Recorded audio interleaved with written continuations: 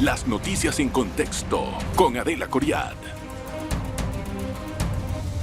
Bienvenidos. Hoy en Contexto vamos a conversar con el vicepresidente del Fondo de Ahorro de Panamá, Moisés Cohen. En este sentido, hemos visto que el gobierno ha hecho varias excepciones al ingreso o al aporte que debe de dar a este fondo, que es un fondo de ahorro de todos los panameños. Y en este marco de ideas hay una legislación que pues pone montos, pone fechas para que el gobierno haga sus aportes, y en la pasada administración se exentó al gobierno de aportar por la pandemia, porque decían que en épocas de excedente y en la pandemia lo que hubo, alegó el gobierno del momento, fue pérdidas. Entonces ahora, con el tema de la Caja de Seguro Social, también va a haber otro tipo de excepciones. Queremos saber qué va a pasar en el FAP, cómo se invierte el dinero, cuál es el rendimiento y qué es lo que opina la directiva con respecto a estas excepciones. Gracias, Moisés Cohen, por estar con nosotros. Bienvenido a En Contexto. Gracias por la invitación. Muy amable, de verdad. Bueno, me gustaría, antes de entrar en cualquier tipo de pregunta más afinada, que nos explique cuál es el balance en este momento del fondo y cómo ven el rendimiento de este año, que ya prácticamente está culminando, ¿no? Bueno, Adelita, me gustaría primero empezar a decir que este es un fondo de ahorro de todos los panameños. Y es importante que fomentemos el ahorro a nivel nacional. Yo sé que se está diciendo y se dice, bueno, en los momentos difíciles no se puede ahorrar, pero es una tranquilidad para todos los panameños saber que tenemos hoy en día 1.500 millones de dólares en el Fondo de Ahorro de Panamá, que en caso tal de desastres naturales, en el caso de la pandemia, por ejemplo, se utilizó, y es una tranquilidad para todos los gobiernos y para todos los panameños que si sucede algo inesperado, tenemos todos los panameños un ahorro. A todos nos pasó a título personal en la pandemia. El que tenía ahorros pudo sobrevivir la pandemia de una manera mejor que el que no tenía ahorros y la pasó realmente muy mal. Entonces, a nivel del gobierno es exactamente lo mismo. Si sucede algo, el gobierno no tiene que estar inventando, no tiene que estar improvisando fondos o utilizando fondos para educación o para salud, para desastres naturales o para una pandemia, por ejemplo. Ya se sabe que hay un fondo de todos los panameños que debe seguir creciendo y ese es el concepto. Entonces, para este año ya tenemos 1.500 millones de dólares en ese fondo y el rendimiento está alrededor de entre 7 y 7,5%.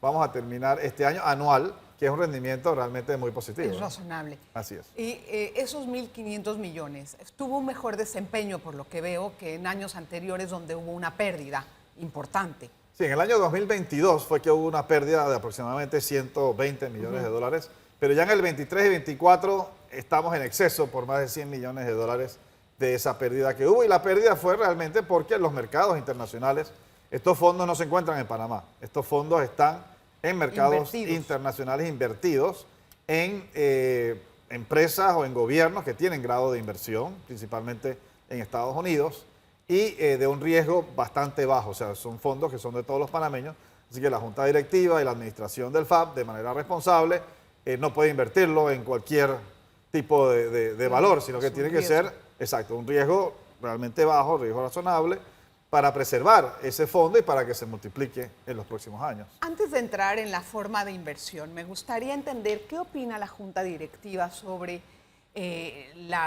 vamos a decirle, las maniobras o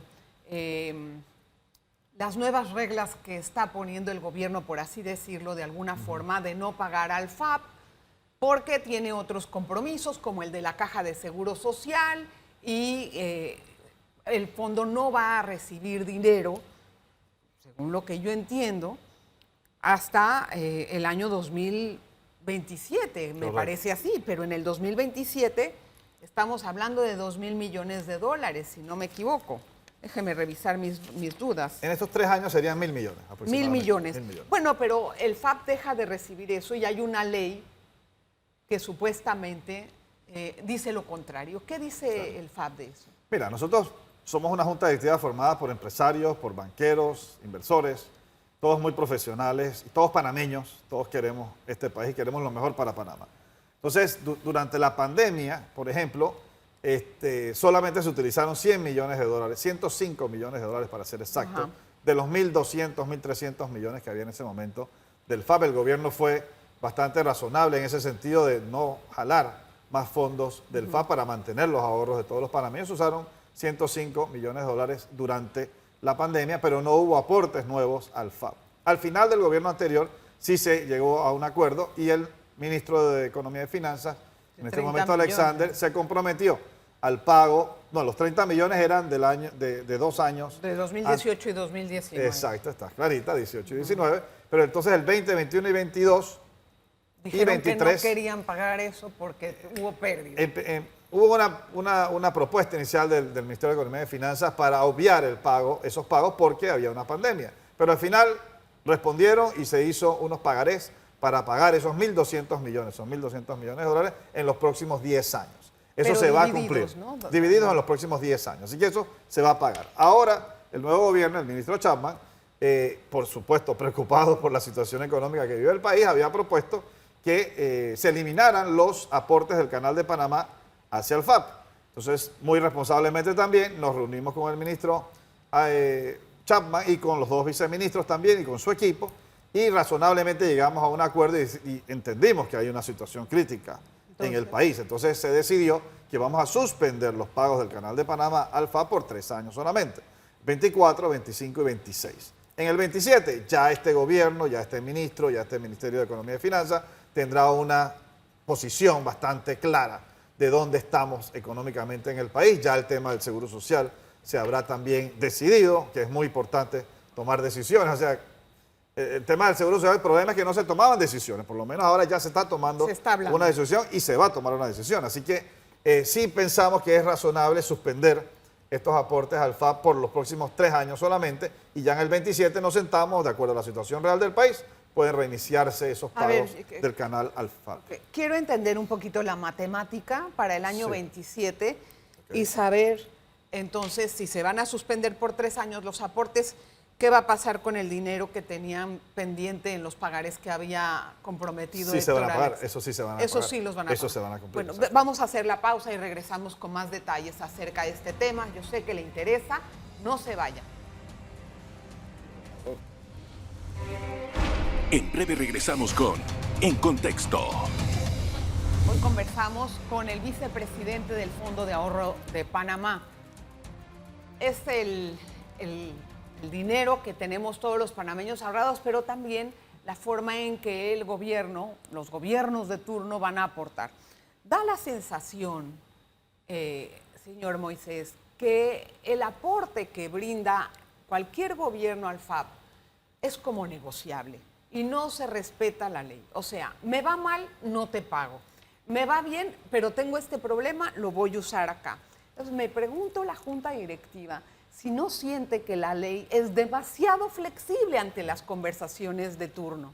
Claro, bueno, la ley no es flexible. No, pero la flexibilidad que otorga... Por eso, pero la ley que está hasta el momento se ha cumplido con mucha irregularidad, digamos, pero ya se consiguió que los 1.200 millones de dólares que le debían al FAP, que no se habían aportado desde la pandemia, entren ya anualmente. van a entrar, exacto, van a entrar por los próximos 10 años. Ahora estamos en otra situación, pero estamos de acuerdo en que hay un problema crítico con las finanzas del país, así que creo que también la Junta Directiva tiene que ser razonable, no podemos ser tan rígidos, digamos, sino que tenemos que ser razonables, es la palabra, y usar el sentido común, que fue lo que hicimos en la conversación con el ministro Chapman, que nos pareció muy sincera, muy directa, y otra vez razonable la decisión de que en los próximos 3 años no se le hicieran los aportes al FAP por toda la situación económica que vivimos, y bueno, dentro de 3 años seguramente seguiremos ahorrando. ¿Y qué se habló con Chapman, por ejemplo, en el sentido de que como se van a usar los excedentes del canal para la caja de seguro social,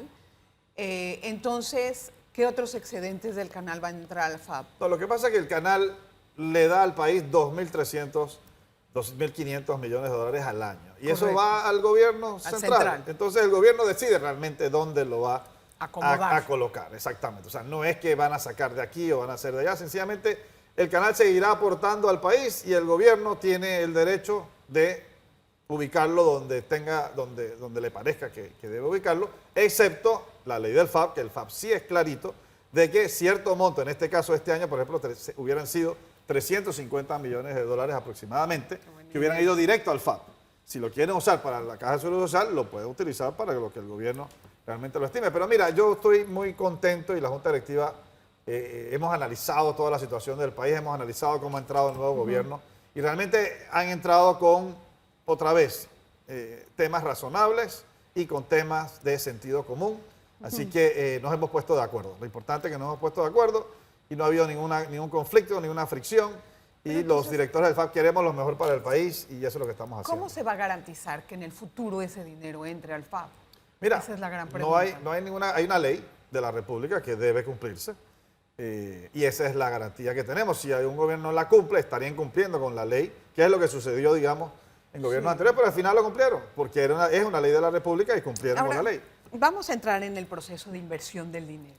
Sí. ¿Cómo el FAB decide qué va a invertir o a quién contrata para que invierta el dinero? Explíqueme un poco sobre esto. A ver, la Junta Directiva del FAB está para administrar los fondos de acuerdo a lo que la misma ley establece. Entonces, el Ministerio de Economía y Finanzas ha puesto ciertas reglas para el tema de las inversiones. Por ejemplo, tienen que ser todas inversiones de grado de inversión.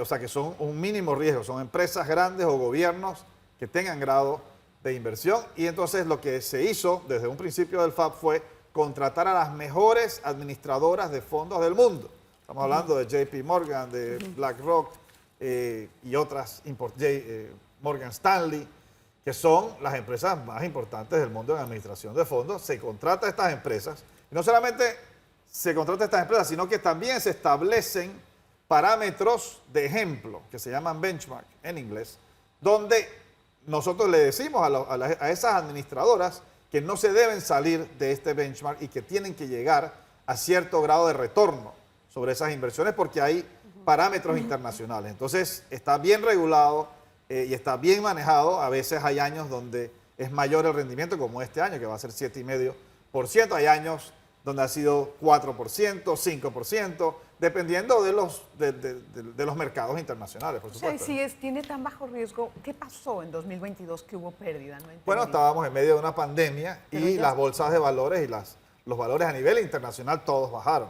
Entonces todo bajó.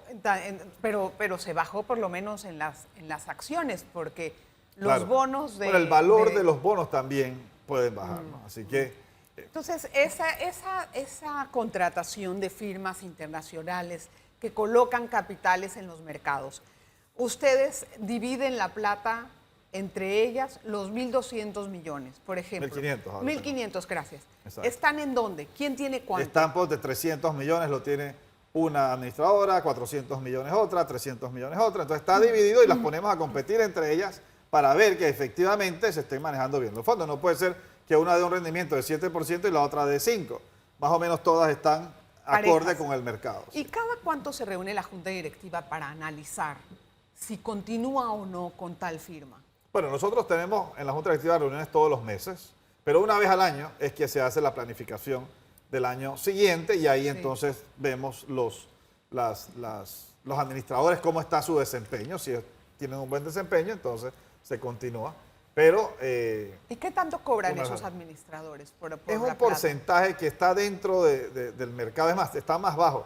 Por la cantidad Por la de cantidad, dinero. Exactamente. Entonces, si tuviéramos más cantidad, pudiéramos todavía negociar más. ¿Por qué le hago estas preguntas? Porque ahora con la ley de las reformas de la Caja se pide que se le dé flexibilidad al director o a la directiva de la Caja para poder hacer este tipo de inversiones en los mercados. Y hay mucha aprensión de la forma en cómo se puede manejar este dinero, porque también estamos hablando de un dinero muy importante, una cantidad muy significativa, y es de todos también, igual que el FAB. Claro. Entonces, me pregunto, con 5,000 millones de dólares, o no sé, la cantidad que sea, pongamos ese número, es aún mucho más fuerte la cantidad que puede mover Panamá en el mercado exterior. ¿Qué se haría en eso? Como banquero, ¿cuál es su perspectiva? Por allí vi algunas personas que estaban proponiendo casualmente que los fondos del Seguro Social sean manejados de la misma manera como se maneja el Fondo de Ahorro de Panamá. También se manejan fondos en el Banco Nacional de Panamá, en la Caja de Ahorro, son todas entidades del Estado. Y si se hiciera un pool de fondos que llegaran, en vez de 1.500 millones que tenemos ahora, a 5.000 millones, y son manejados de una sola manera, esos costos pudieran reducirse porque, por supuesto, se trabaja en base a volumen. Y se pudiera lograr tal vez un rendimiento del 7 como en el fondo de ahorro? Bueno, este año el rendimiento es 7,5, el año pasado también fue un importante. Sí, antes de ir a la pausa, ¿cuál es el promedio de rendimiento, digamos, no sé si lo tiene en la cabeza, pero en los últimos 5 años, ¿cuál puede ser el promedio del rendimiento del fondo? No, sí puede ser entre 6 Entonces, y lo que 7%. por eso lo que están diciendo en la caja que puede ser del 5% y están siendo tal vez conservadores en ese sentido. Todo depende del riesgo que se quiera tomar. Y no todos los años son iguales, ¿no? Exacto. Vamos a la pausa. Al regresar vamos a hablar acerca del emprendimiento. Muy importante este tema para los jóvenes y tanto se habla acerca de qué es lo que podemos ser en el mundo, creativos con nuestra profesión. Eso lo va a ver al regresar. En breve regresamos con En Contexto. Bueno, y ahora vamos a conversar acerca del emprendimiento juvenil. Y yo creo que no tan juvenil, puede ser de cualquier persona, porque si alguien tiene interés de cambiar de línea o de hacer algún tipo de negocio, tiene que saber cuáles son las herramientas que necesita. Moy es el presidente de la Fundación Emprendamos y recientemente hubo ganadores de este gran concurso. Explícanos más o menos qué fue lo que se encontró, qué hallazgos vieron en estos jóvenes. Bueno, mira, la verdad, gracias Adelita por preguntar sobre este otro tema, otra pasión mía que es el emprendimiento. Y realmente creamos la Fundación Emprendamos para resolver y para disminuir los grandes problemas que tenemos en nuestro país de pobreza, desempleo, desigualdad, delincuencia. Todos estos males se disminuyen si tenemos más empleos, porque si hay más empleo, la gente no se va a ir a la delincuencia, se baja la pobreza, se reduce la desigualdad y el desempleo. Entonces, para generar más empleo necesitas generar más empresas, y para generar más empresas necesitas crear más emprendedores, personas que se atrevan a emprender y a crear estas empresas que a su vez entonces generan trabajo y riqueza en el país. Entonces, ¿qué hemos descubierto? Este es un programa que culmina con el Concurso Nacional de Emprendimiento Juvenil, en este año 2024, por ejemplo, y empezamos educando a los docentes de los colegios oficiales de Panamá. Tenemos un acuerdo, una alianza con el Ministerio de Educación, y ellos nos apoyan en escoger cuáles son las escuelas que vamos a visitar, y luego se les da un libro a cada docente, se les da un libro a cada estudiante. Los de 12º grado tienen un libro que los ayuda a hacer un plan de negocios. Muy les bien. enseña a hacer un plan de negocios. Todos los estudiantes de 12º grado que están en el programa hacen un plan de negocios, compiten en el colegio, después compiten en la provincia y después hacemos el concurso nacional. ¿Eso es una materia electiva o es una materia obligatoria? No, hay una ley de la República, que es la ley 128 del 2020, que establece la enseñanza obligatoria del emprendimiento. Todo el mundo entra ahí. Sí, de manera transversal, o sea que no es una materia en sí, sino que el profesor de español da una sección, el profesor de geografía, el profesor de historia, de manera transversal van estudiando. Ahora, estos jóvenes, bueno, salen y empiezan su empresa, muy entusiasmados, pero a la mera hora, ¿cuáles son los obstáculos a los que se enfrentan la mayoría de los emprendedores? Claro. Bueno, en primer lugar, conocimientos.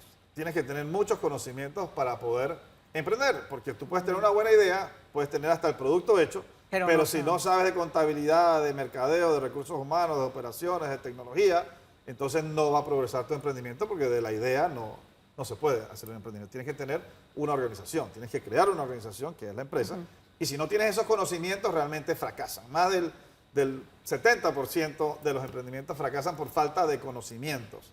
También está el tema económico. Por supuesto que yo siempre recomiendo a las personas, miren, primero trabajen en una empresa parecida a la que ustedes quieren hacer, trabajen en una empresa que les enseñe a ustedes cómo funciona una empresa, conozcan, aprendan, no se apuren a hacer el emprendimiento tan rápido, tranquilo, ¿no? Y ahorren.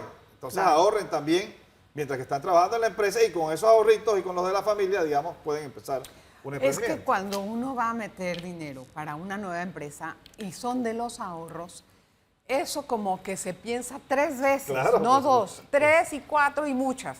Porque dices, si no me va bien y si trueno, porque como el 70% le va mal, ¿no son sujetos de crédito estas personas? Bueno, lo que pasa es que les va mal porque no tienen los conocimientos. Si educamos a la población... no hay garantía de que te va bien aún con conocimientos, ¿no? No, con conocimientos ya yo creo que pueden ser exitosas el 70% de las empresas y no fracasar. ¿Por qué? Porque sabes hacer un plan de negocio, haces tus estudios de mercado, consultas con la clientela primero. Un gran error es que la gente hace el producto y después entonces mira a ver si le resulta o no. Primero los estudios necesarios, el estudio de mercado, el estudio de que si los clientes quieren o no el producto que tú quieres hacer. ¿Esos estudios son muy caros o los No, hace lo haces él tú mismo? Tú mismo lo puedes hacer. ¿Cómo los haces para que sea científico, para que pueda hacer una muestra valedera de Bueno, dependiendo del producto, entonces tú agarras el mercado, que si es hombres, si son mujeres, si son jóvenes, si son niños, si son adultos mayores, y tú mismo entonces haces una encuesta en ese segmento en particular, si el negocio va a ser en San Miguelito o va a ser en Chorrera,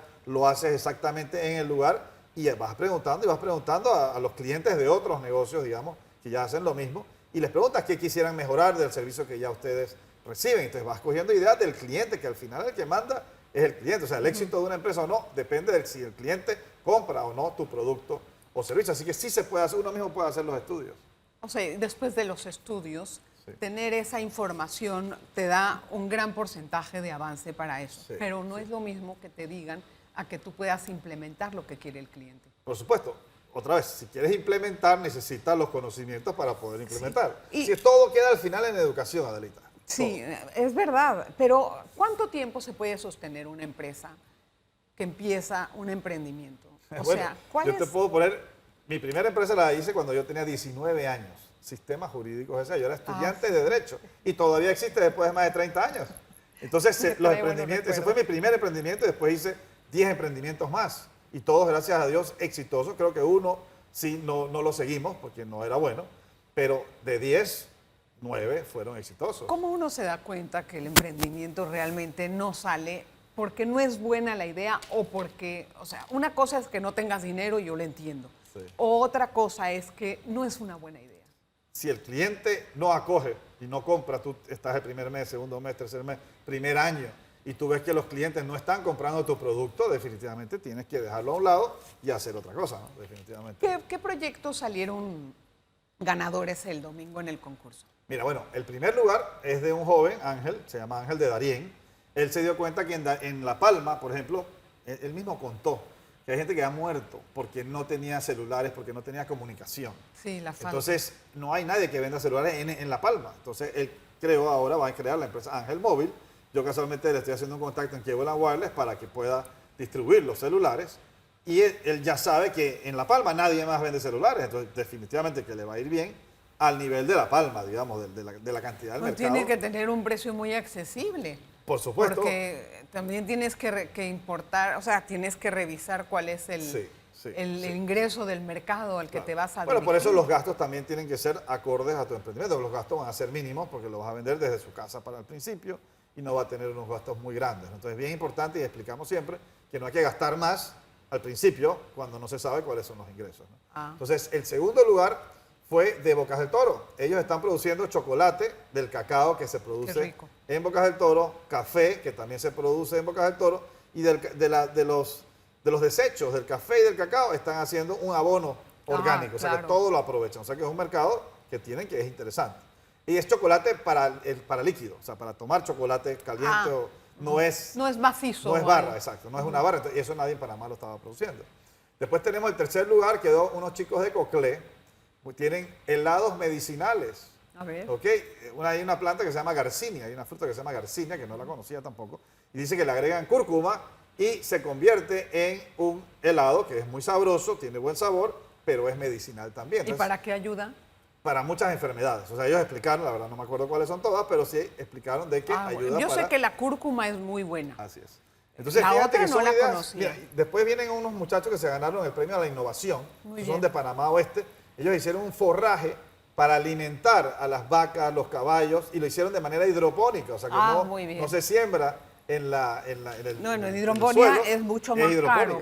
Y después tenemos la mujer innovadora, ganó una chica de la comarca de Nuevo Buglé, que hizo una cooperativa que venden café, hilo pita y otros productos.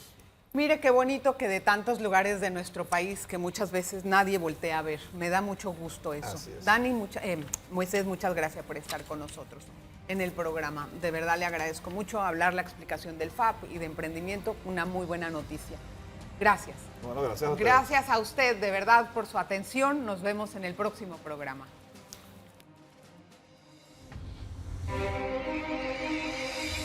Las noticias en contexto con Adela Coriad.